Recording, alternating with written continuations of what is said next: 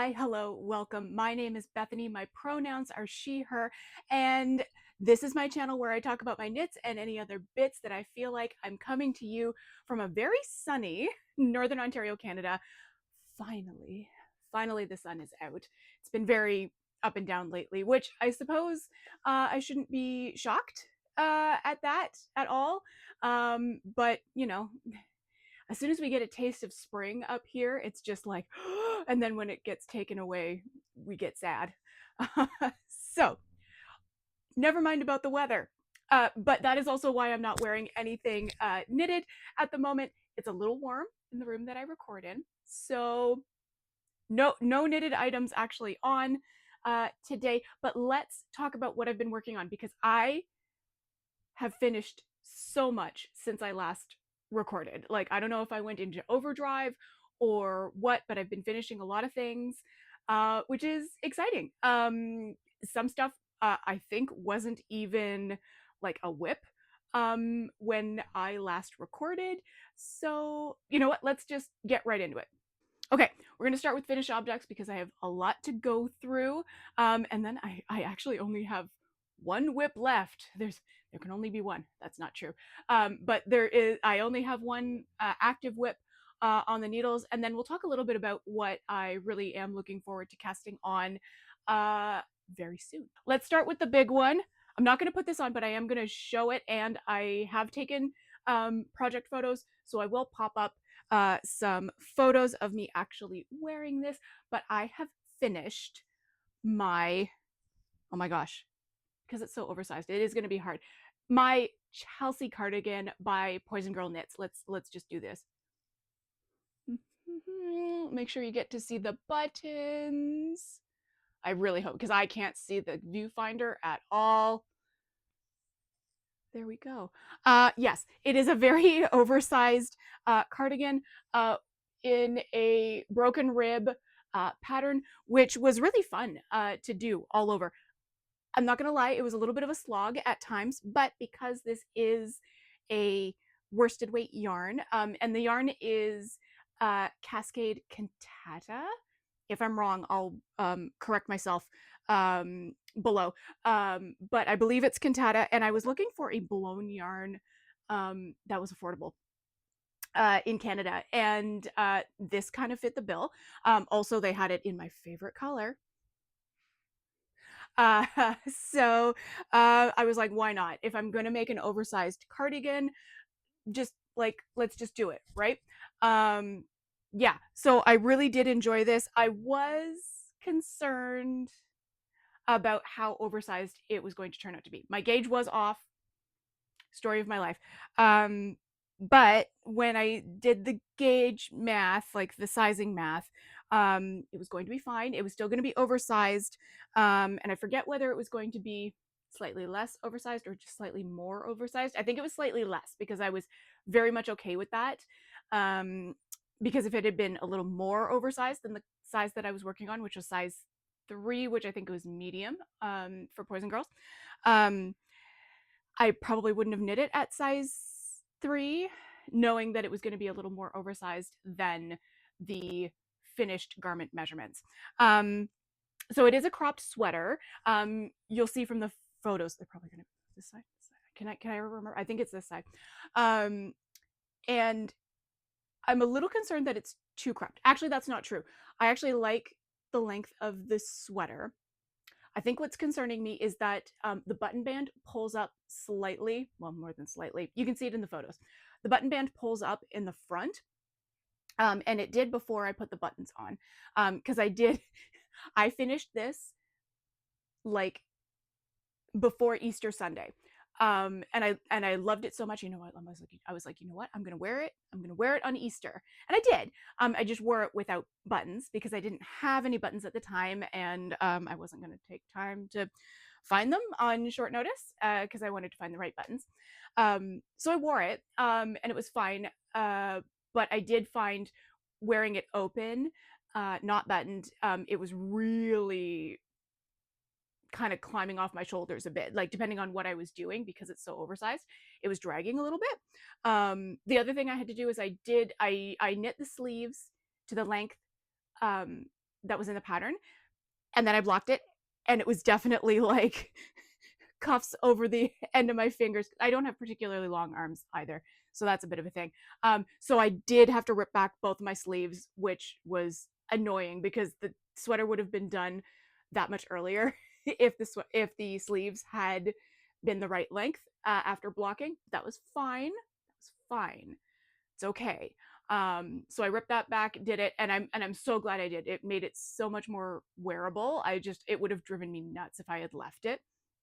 So but yeah, wearing it without it buttoned, like I was almost to the point of like finding a shawl pin or something like that to just like, you can't see where my hands are, but to just like take like the top of where the buttons were supposed to go, where the v-neck kind of meets. I was almost tempted to find something and just like clip it or pin it, because it was kind of driving me nuts how much it was falling off my shoulders when it was open. That being said, I will wear this open at times because it is a warm sweater. I will say that as well. I forget the exact wool to cotton content of this wool. I'll maybe put it below. But like if I get a little warm, if I get a little agitated, or if the room that I'm in is warm, I heat up quite quickly in this sweater, especially because it's long sleeved. That being said, I have worn it so much, and I think it's because of the oversized nature. I can kind of just throw it on over like whatever layer I'm wearing underneath. It's fine to wear next to skin as well. Like, I don't think I'd recommend this for like a sweater that you will wear. Sorry, don't touch the mic. I don't think I would recommend it for a sweater that you're gonna wear next to skin all the time. But it is soft enough that like if it does, I'm touching the mic again. If it does like sort of like if you have bare arms underneath, or like where it touches your neck, like no problem, no itch. Now I do feel the prickle when I get a little warm around this area, but it's fine. But yeah, it's just, I think the oversized nature of it makes it feel a little sweatshirty. So yeah, it's wonderful. I've been on and off a lot because the weather has also been up and down. But this has been great. I do have a fair amount of leftover yarn, so I'm not sure what I'm going to do with that. Obviously, I'll keep some just in case a mend needs to happen. But otherwise, I probably have enough to make, I don't know, a hat, something, or I might just keep it and do something else with it. Maybe a tiny little scarf. That could be cute. That could be cute. Speaking of tiny little scarves, let's talk about the tiny little scarf that I made. I don't think I'm going in chronological order, but maybe I am. So in my last video, I recorded on the weekend of Knit City Toronto, and I did not go. So I was feeling the FOMO. So one of my solutions for getting over the FOMO was to cast on like a nice little spring scarf. Isn't it so cute? Let me just hold this up here so you can really see what the yarn's doing. Yeah, so I did that. And this was great. This went so fast, and maybe it's just because my memory of knitting, this is the Simple Thing. Not the Sophie scarf, the Simple Thing. And I forget the designer's name, but there'll be a pattern photo. And the yarn is deep, I believe it's Deep Freeze DK from the Frosted Stitch. If I'm wrong, I will correct myself in captions or below in the description. But yeah, I used pretty much the entire skein, single skein. And can I do this without disturbing the mic? I probably can't. But when I do wrap it around my neck, it gives me just enough to do a like one half knot, so that it stays in place, which is really nice because of the shape of it, which is sort of a very shallow triangle. It fills in my jacket, the V for my jacket, really nicely without being too heavy, which is lovely. And I really like the sort of earthy, springy colors that are in there. Not my usual palette, but I really liked it in the skein, and I was like, oh, I'll do something with that. I'll make a hat or what have you. But it turned into a beautiful little small scarf. And not that small, I suppose, because it, like, you know, it's not tiny, but it's not like a big shawl, like my Jaunty that I'll show you in just a little bit. So yeah, that was really good, and that was like some really good instant gratification. Um, great TV knitting, great TV knitting, and I might need to cast on another one to have some good TV knitting, because like I said, I only have one WIP right now. It's fine for TV knitting, but it's going to be done soon, so I need to find something else. Um, the following, well, gosh, when was it? Oh, it was the Saturday of Easter weekend. There was a trunk show at my local yarn store, and Full Moon Fibres was there. Love them, and it was lovely to meet. Oh gosh, that's so terrible. I'm going to forget their names in real time. I believe it's Jess and I think maybe perhaps just Jess was there. But yeah, it was lovely to meet the folks from Full Moon Fibres, and I picked up some stuff. I won't show all the acquisitions because I've done a lot of yarn shopping since then. It's fine. Don't worry about it. We'll just go on a timeout for a little bit. But one of the things that I did buy was a skein of their DK weight, which I think is just called Merino DK. I forget. Again, I'll correct myself. Anyway, I knit myself what I'm calling my everyday hat, but the pattern is Standing Rock by Lavanya Patricella. Really hope I said that right. She also designed the Thistlethorn cowl that I was working on back in the fall. But Standing Rock is absolutely my go-to 2x2 rib hat. I just love that it's so simple and the decreases are minimal, like, and they're very rapid at the crown. You can probably sort of, I don't know, can you see that? Not really, it doesn't show it very well. But which means you can use up as much of the yarn that you're working with as you want. And then you only need a very little bit to do the crown and do your decreases, which means you don't have to like budget, you know, 20% of your yarn or anything like that. So I think it really makes great use of a single skein. So yeah, this was knit in their DK, and I think the colorway is Puzzle Dust. It'll all be linked below.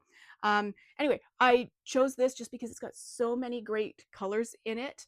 And I was really looking for, if you've been here for a minute, you know that I love knitting hats, but I only wear one knitted hat, and it's gray, and I knit it like quite literally 15 years ago. And that hat needs to have a break. It just needs to have a break. I need to wear something else. So I knit this, and then I blocked it pretty aggressively widthwise, because curly haired people will understand this. You need to wear hats, but you also don't want your hat to smush or flatten your curls necessarily. And now that I have such short hair, the hat head is real. So, but I love a hat. I find sometimes headbands are too squeezy, and I don't enjoy that. Also, I've never found a headband pattern that I love. If you've got suggestions for that, put it below. I would love to know. But yeah, so I blocked it quite aggressively widthwise, and it keeps it from like really smushing in. It's the particulars of ourselves, right? Yeah, so I have been liking this a lot, and I did knit it longer so that you can sort of see that I folded up the brim by about, 2.5 inches. So yeah, I love that. That took almost no time at all. This was also great TV knitting once I was done the simple thing. And I didn't use the whole skein on that. It would have been very like long and floppy, and that was not the look I'm going for. I definitely go for like more of a close fitting toque, rather than like a long slouchy kind of thing. Slouchy had its moment, and I did wear them back in the day. But now I'm just like, no, it needs to stay close to my head, because otherwise I kind of feel these days, and maybe it's because I have less hair, I feel like slouchy hats like are quite literally falling off my head. Um, so yeah, I do like them a little close fitting. So I didn't I did knit it longer, but it was only to accommodate the folded up brim that I wanted to do. I then, I don't know, time is soup. I have finished my Fisherman's Rib sock, Fisherman's Fade socks by Summerlee. Take your drink of water, stay hydrated. And they came out so cute. I did not actively create this fade. This fade is from the yarn itself. This is Shirley Bryan Yarn's deconstructed fade sock. And what's beautiful about that is that it comes as two 50-gram skeins that match pretty much perfectly. It's absolutely magical how that happens. So I used most of it. I knew I wasn't going to get to sort of the last fade of the color, which I don't know if you can see on the toes. It's gone from blue to the beginnings of purple. And I'll be able to show you what the final stretch of color looks like, because I used the leftovers from these socks to make a little headband, because I was just like, small things, small instant gratification knits, let's do that. Because in the meantime, once I'd finished my Chelsea cardigan, I cast on a tank top in fingering weight and small needles, which was, I don't want to say it was a slog, it was worth it, it's done. But you know, there are times where you're like, I've been knitting for 2 hours, and how is this not any longer than when I started?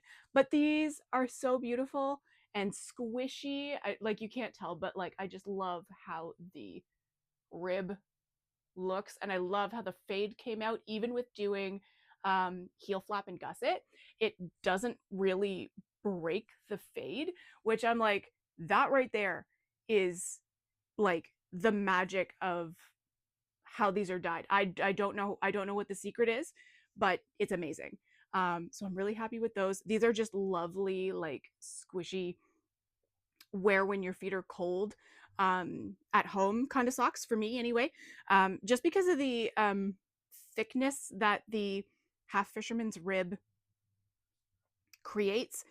They feel a little too thick to be wearing in boots or shoes at the moment. I might change my mind on that if when it gets like cold again. But these have been great to just like pop on my feet in the evening when I'm like, oh, feet are chilly. So those are great. Okay, so like I was saying, the instant gratification knits continue. So this, you know, it both looks like nothing and something strange at the same time. So this was the final color in that same Shirley Bryan yarn, and you can see how lovely and purple it is. And that was the thing. I saw what was left, and I was like, well, I want to use that. That's gorgeous. So what am I going to do with it? I'm not going to make it the cuff of another sock, I don't think. I want to do something better with that. So what I cast on instead was the Ruby Beach headband. And I have knit this before. I knit the button version before, because there are two versions. There's the tie version, which is longer, which is what this is, and the button version where you knit it shorter and you just put a button at the end so that you can button the ends, and then it's just a lovely little headband that you don't have to tie. You can just button it and you're great. So yeah, that's what I knit. It kind of still needs to be blocked, although because it's a headband, I'm not sure I'm going to actively block it, because it's the right length right now. But yeah, it's similar to like the Simple Thing, where you do it's all in garter except for the edges, and instead of doing increases only on one side, you do them on both sides for a time, and then you knit flat. I will say that there is only one size in the pattern for the tie version and the button version, but they're very easily adjustable. So like, I actually knit this shorter than the instructions say in the pattern, because it says to knit until it reaches like 18 inches or something like that from the cast on edge once you're done the shaping. And I was like, no, 18 inches feels too long for me, because I didn't want to have to tie the ties like many numbers of times, so that it, you know, I didn't want to have like massively dangly bits for the tie-ins, right? I didn't want it to be really long. I don't have a lot of hair, but when I do want to like put it back under like a headband or a scarf, I don't want the ties to then like hang in my face. Like, no. So I knit it shorter and then just continued to the decreases, and that was fine. I still have a tiny bit of this yarn left over, and that just tells you how good the yardage is on this. Although maybe that says more about like the size of the things that I'm knitting, and at the gauge at which I'm knitting, because this didn't take the whole skein. This didn't finish up using the skein. I still have a tiny little bit. I think I am going to use those either as stripes or toes or something on a future pair of socks, because that's what it is. It's like put some stripes in, that'll look cute, use it up. Yeah, so that was really cute. Hopefully by the time this goes up, because I just washed my hair, I'm not gonna put the headband in. Hopefully I'll have some pictures up of me actually actively wearing the headband. If not, imagine it. Obviously the pattern photo will be up on the screen, so you can imagine it on my head. Okay, let's talk about the tank top that I knitted. This is very newly done. Dun, da, da, da.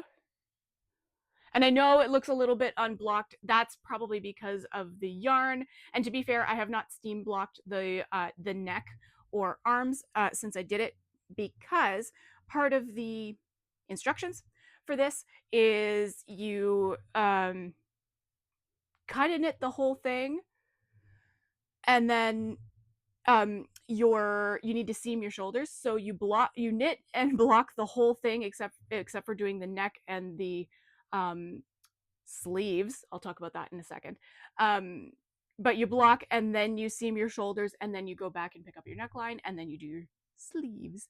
But this is the Sappho's Love sweater, and I test knit this for Elizabeth Margaret of One Wild Designs back when it came out, which I believe was 3 summers ago. And I loved it. I knit the like full long sleeve sweater version. Loved that. Loved it so much that I was like, this fits so great that if I just left the sleeves off, this would be a great tank top. And I did that. I did that in a beautiful lime green color, and I got so much wear out of that garment that I was like, I wanted in another one in another bright color. So here we are, a beautiful red tank top, ready orange tomato. Is this, have I entered my tomato era? Maybe. So yeah, so the actual body of this is blocked, but I haven't gone back and steamed out like the neck. You can see it's a little puckery there, and the arms actually don't look too bad, but I do need to go back and sort of steam block the neck out to sort of get rid of that puckering. The yarn is Sandnes Garn Tynn line. I never know how to say it, but it's the cotton linen base, which I have used before for summer tees and garments. First time doing it with this pattern though, so I had to noodle around with the gauge. My gauge was still off, but I did some pattern math and got as close as I could, and it was still within the range of knitting size 3, which is what I knit before, and it fits really nicely. Yeah, and I'm really looking forward to knitting this. I also need to steam out the bottom because it didn't block really nicely. I may also redo the hem. I've never been a fan of how the bind off for this kind of flares and is a little wibbly wobbly. But I'm really looking forward to wearing this. I think it's gonna look really nice. So yeah, I was slogging away on that. Shouldn't say slogging. It wasn't really a slog. I was working away on it steadily while I was finishing up all these other things. And it feels very satisfying to have this done, and it's not even really warm out here yet. So like this will be ready and in the wardrobe ready when, you know, it hits like 18 degrees and you actually want to have your arms out without dying. So I'm really looking forward to that. that is it for the finished object. I know I said I finished so much, but it is so much knitting. Like that whole pile was a lot of knitting. 2 garments, 1, 2, 3 accessories. That's a lot since I recorded last. So yeah, so that's been great. I've been keeping busy that way. So to my 1 WIP that is left, I forget if this was even cast on the last time I recorded, perhaps not. We are getting quite close to the end. This is my Jaunty that I'm working on. Oh, it's so big. It's going to be bigger once I block it. I loved knitting the Jaunty so much after it came out. I knit 1 for my stepmother, I knit 1 for myself back before Christmas, and then I was like, you know what? It's time. Let's do 1 in a bright springy color. So I did. I'm casting on, and I'm now on the decreases in the home stretch. Honestly, probably a couple of evenings of dedicated work and that'll be done, which is great because the kind of weather we're having right now, it's doing that thing where it's like it is 0 degrees when we wake up in the morning, but it might go up to 8 or 10 or whatever, but there's wind, so you still want to have a scarf. So this will be great for that. This yarn is a very local to me yarn. Bought it from the local farmers market, I believe last year. I think I've had it for about a year. And I'm just pulling out the label, and I don't think you'll be able to see, but I'm going to hold it up anyway. It's Lonely Oak Alpaca. And this is their sport weight. And I believe, if I'm not mistaken, their yarns are spun and dyed locally from a local pack of alpacas, which is like so cool. This one in particular is 50% alpaca, 25% silk, and 25% merino. About 250 yards per skein per 100 grams, and I bought 2 skeins of that because I knew I would need it. I didn't actually, it's funny, I didn't, but maybe I've had this more than a year now that I think about it, because the Jaunty hadn't been released yet. Or maybe I bought it in the summer rather than in the fall. I forget.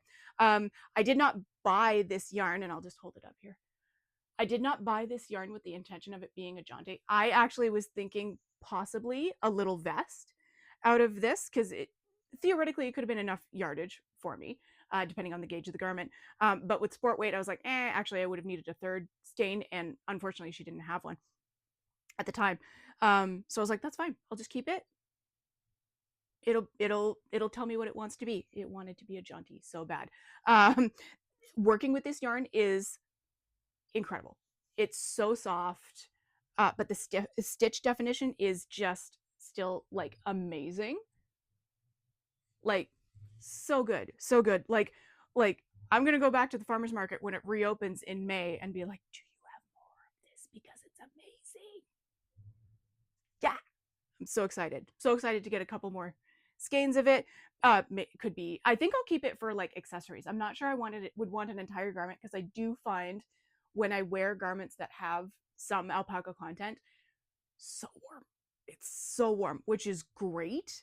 But my workplace has varying climates in all parts of it, so I don't know that I would ever need. I don't work in this, let's put it this way, I don't work in the section that is cold, so having something that keeps me very, very warm, not particularly necessary. So yes, if I can get my hands on more of that yarn, I think it would be great as accessories, like a lovely hat, maybe mittens. I haven't knit mittens in a really long time, but that would be really good. I don't know if they would be, maybe not this particular, because it's got silk in it. Who needs mittens that have silk in them? Feels a little bougie. Anyway, okay. That was it for works in progress. That's it. That's my only work in progress, and I'm feeling a little bit like nervous about that. So let me just pull up.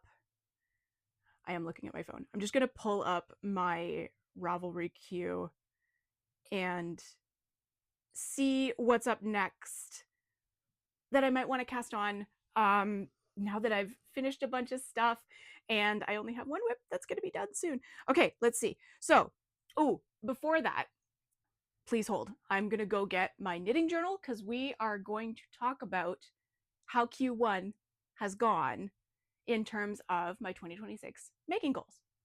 Stay right there. I'm back. Let's talk about this. This is my tiny little knitting journal. Literally, I just use it to make notes about modifications that I've done, and to sort of to have a physical record of. It's a little bulky because I tape in little. I've started taping in little bits of the yarns that I've used just as a visual record um, of things that I have made. Because if there was not enough to have actual leftovers of the yarn, I'd be like, oh well, what was that yarn anyway? Then I can just like look it up and be like, oh, that's the color I used, right? Um, yes. So yeah, I mostly it's just to keep track of my modifications. I do try to do a really good job of updating my Ravelry and putting notes in there. But you know, I'm also preparing for the day that like maybe Ravelry isn't accessible to me anymore. You know? Yeah. So, okay. I've also taped my 2026 making goals into the front of the this journal. So let's just I'll also put it up on screen. Let me move this way a little bit because I'll put it on one half of the screen. Okay, so in this list, the one thing that we can absolutely cross off, and we could have crossed it off in the next, or sorry, in the last podcast, was the fact that I knit the yellow sweater. It is done. It is wearable. It is in the wardrobe rotation, and it's wonderful. So we can check that off. That feels really good. Um, I'm not. So I'm reading down my list, and I'm like, technically, my red tank top could count as this, but I'm not going to count it. I had put knit a red vest or sweater. That's a tank top. It is not a vest, and it is definitely not a sweater. So I'm not counting it, even though I could probably wear the tank top as a vest. I'm never going to do that. So the red vest or sweater is going to be a completely separate garment, so that doesn't count. What else? What else is in here? So let's the use stash first, purchase mindfully second. It's going okay because a lot of the finished objects were stash or purchased specifically to make the type of garment that it is. By that, I mean, when I purchased the single skein of DK from Full Moon Fibres, I knew that it was going to be a hat or some other kind of accessory. I didn't just buy it and being like, oh, who knows? I knew it was going to be an accessory. So that's going okay. I haven't donated or frogged any unworn or unused knits just yet. That is on the horizon, and I'm thinking I might even make that a separate video because that's going to be a whole thing. I'll maybe talk through, because I have a whole basket of things that I've just been like, I'm not wearing this, I'm not wearing this. Put it in the basket, see if I pull it back out. See how that goes. Yeah, I kind of haven't done anything else on this list yet. Although high up on the Q pattern, and maybe that this is where we'll go, is the knit an alternate sock pattern. So let's talk about that in my Q, because in my Q, I have the banana socks by Fire and Fiber, and if I'm not mistaken, this is a free pattern. And this is like essentially like, I know there are many versions of the banana sock. Jack in the Attic knits banana socks a lot, and that's sort of where it sat in the back of my mind after seeing her videos. So when I saw this particular pattern come up as I think either as recommended to me, or somebody I follow on Instagram was knitting them, and I'm like, actually those look kind of cool, so let's investigate that. Let me just, so I'm not, yes, it is a free pattern. I'm not spreading misinformation there. So my biggest thing is to figure out what yarn I'm going to use for this, because I would like to try this out. I would like to just use either leftovers or some stash yarn that doesn't have potential plans attached to it, because I have a lot of stash yarn. I'm like, no, no, no, I'm going to keep that for a shawl, for something else. Like, I'm going to hold it together and make a vest, you know, that sort of thing. It's like sort of always ruminating on things, but like I need to just find a lonely skein that I could try knitting these socks out of. I think what's going to get me is that, because I have taken a look at the pattern, what's going to get me is that you sort of just keep knitting until it's the right length. I'm kind of fine with that because I have no problem like trying on a sock pattern as I go to sort of judge, like, is the leg long enough? Is the foot long enough? Do I need to go a little bit farther before starting the toe decreases? That sort of thing. I do think that sock knitting can be a science, but is often more of an art, because how the yarn behaves on your preferred size of sock needle is different every single time. Even though you are using a fingering weight yarn or a sock weight yarn, they're all different. They're all slightly different. So, you know, I'm sort of used to like having a general recipe for how my socks go, but without a length to knit to and then doing a heel, because from what I understand, you just knit a tube, and then the garter sort of like makes it that banana shape because it pulls in.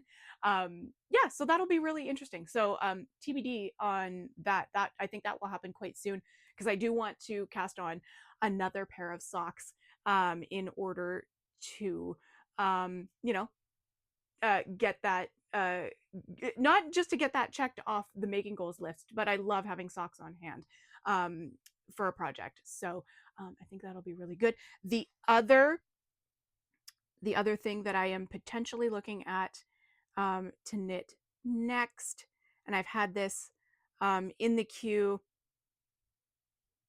kind of since the new year, is the DIY, in brackets, design it yourself raglan tee by Jocelyn Ng. And this, again, I don't want to spread information, but is this a, yes, this is also a free pattern, and it's a little tee pattern, and the big difference, and it is shaped as a raglan, but the big difference is that there's different design options for like right down the side of the body. And this was just really appealing to me because the main pattern photo shows something that looks very much like leaves. And I bought some really bright green fingering weight yarn. I believe it's Manas del Uruguay. I think it's the Alegria. I'm sorry if I'm pronouncing that incorrectly, but it's in a bright green, not a lime green, but a bright green. In my brain, it's sort of like if lime green and jade green had a baby. That's what this color would be. I'm sure artists out there are screaming at their screen. It's like, it's this color. But yeah, I think that would be really fun to do. The other thing that would be really interesting to do is pick one of my other cotton or linen or like plant based yarns and knit the tee in cotton, like, you know, plant based, rather than in wool, so that I could really get lots of wear out of it through the spring and summer. It's just, do I have enough yardage of anything? Which I might. So we'll have to see. Maybe I'll end up with two of them. Who knows? Okay, that is about it for now. I'm running out of time. I'm also losing the light a little bit. So I will wrap that up here. Thank you so much for watching. Thank you for being patient while life was lifing and I didn't have time to record, but I do now, and here we are. So yeah, tell me what you're working on. I'm always interested. How's the weather where you are? I hope it's great. I hope it's warming or cooling, depending on what hemisphere you're in. And all that being said, I so appreciate you being here. I hope that wherever you are feeling safe and you are feeling cozy. And until I see you next time, keep those stitches moving.